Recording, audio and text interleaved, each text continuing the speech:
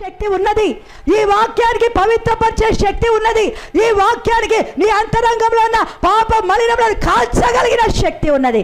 కానీ భక్తుడు ఏమంటున్నాడు తెలుసా? దేవుడు మర్యాదస్తుడు. నువ్వు ఎప్పుడైతే నీ యొక్క సమస్త కల్మషాన్ని విర్రవీగుచున్న దుష్టత్వాన్ని మానుకోవాలి. నువ్వు మానుకోవాలంటే ఏం చేయాలి తెలుసా? నీలో నాటబడే ఆ శక్తి కలిగిన వాక్యాన్ని ఏం చేయాలి తెలుసా? నువ్వు సాత్వికముతో అంగీకరించి. ఎట్లా అంగీకరించాలంట? సాత్వికం ఉందా? చర్చకు వస్తున్నాడు ఎట్లా రావాలి తెలుసా? తల వంచి ఏది మాట్లాడినా కూడా I am here to receive a powerful word. Hallelujah.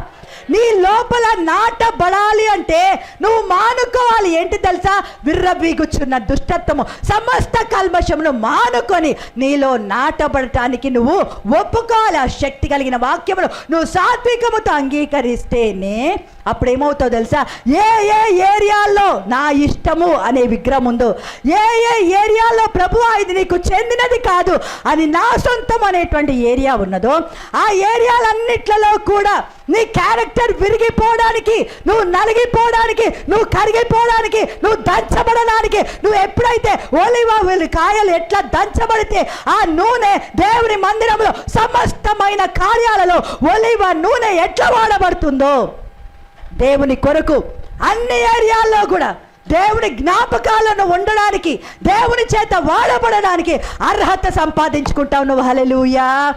గడియప్పటి hallelujah.